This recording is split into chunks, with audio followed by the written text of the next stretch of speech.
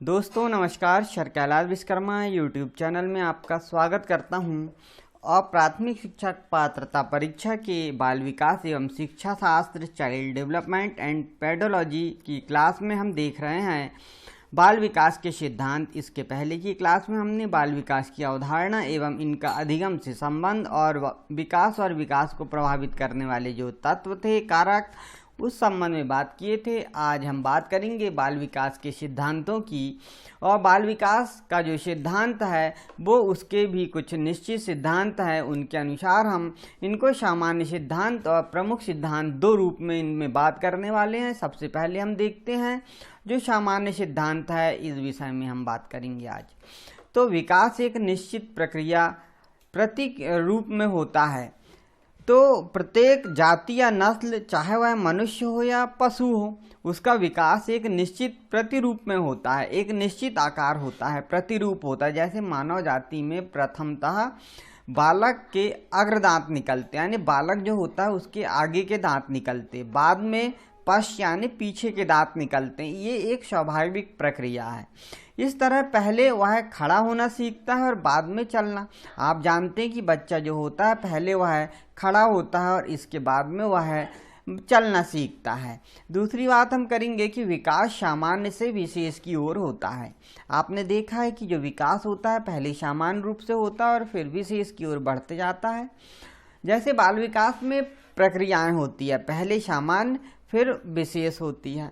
बालक पहले शरीर को चलाता है। जब बालक रहता है, छोटा रहता है, पहले आपने देखा कि वो अपने शरीर को चलाना सीखता है। फिर बाएं घुमाता है, बाएं घूमता और उसके बाद वस्तु को पकड़ने का प्रयास करता है। उसके बाद में आपने देखा है कि बच्चा कोई वस्तु को पकड़ने की कोशिश करता है। तीसरा इसमें हम सिद्धांत देखते हैं कि विकास की गति सतत चलती है, जो सतत यानी लगातार चलने वाली गति होती है, क्योंकि विकास की जो प्रक्रिया है वो निरंतर अबाध्य गति से चलती है, बगैर रुके चलती है। शारीरिक व मानसिक गुणों का विकास होता है, श्रृंखला की एक कड़ी के रूप में होता है इसका विकास, इसलिए सतत चलने वाली प्रक्रिया होती है। और हम देख लेते हैं इसमें वृद्धि या विकास के प्रमुख जो सिद्धांत हैं जिसकी हम बात कर रहे हैं, बाल विकास के प्रमुख सिद्धांत जो माने गए हैं, उनमें हम देखते हैं कि जब बालक विकास की एक अवस्था से दूसरी अवस्था में प्रवेश करता है। एक अवस्था, हमने अवस्था की विषय में ही इससे पिछले वीडियो में पढ़ा है। यदि आपने वो वीडियो नहीं देखा तो वह वीडियो जाकर प्लेलिस्ट में देख सकते हैं। तो तब हम उसमें कुछ परिवर्तन देखते हैं। परिवर्तन बिल्कुल स्वाभाविक रूप से होते हैं। इन परिवर्तनों में पर्याप्त निश्चित सिद्धांतों का अनुसरण करने की प्रवृत्ति होती है।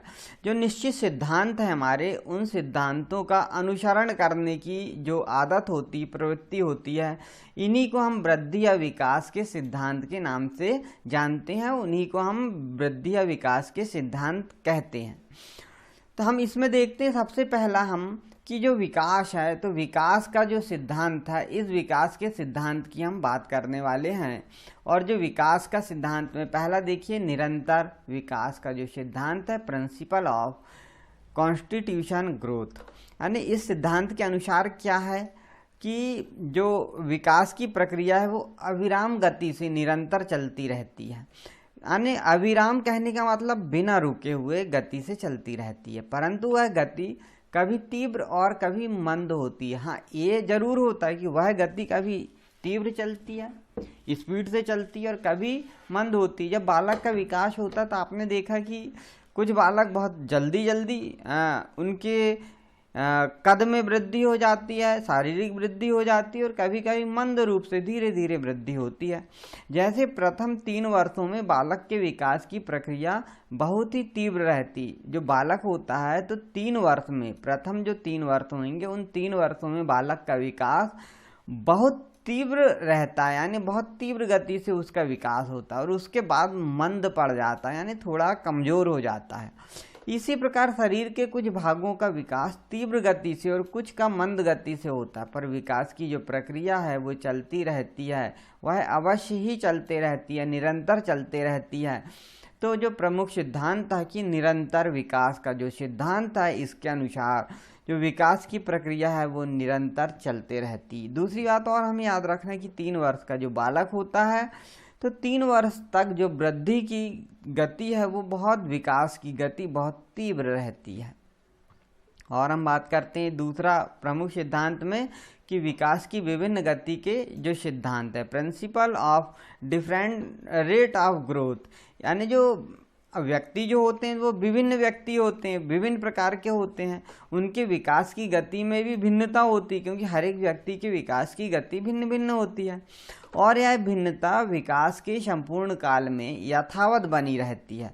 हमारा जो संपूर्ण विकास होता है उसमें जैसी की वैसी बनी रहती, यथावत बनी रहती। जैसे जो व्यक्ति जन्म के समय लंबा होता है, यानी यदि जन्म हुआ उसका और वह लंबा होता है तो वह साधारणतः बड़ा होने पर भी लंबा रहता है, बड़ा होगा तो भी वह लंबा ही रहेगा, और छोटा होता है तो वह साधारणतः छोटा रहता है। यदि जन्म के समय वह छोटा है तो वह छोटा ही रहेगा।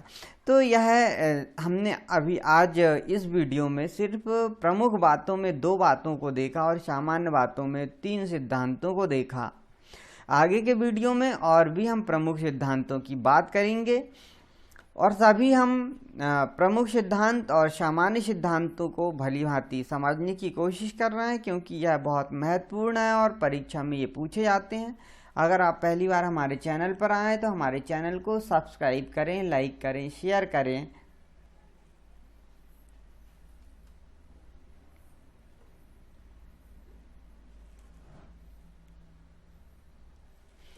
दोस्तों नमस्कार, sir Kailash Vishwakarma YouTube channel में आपका स्वागत करता हूं।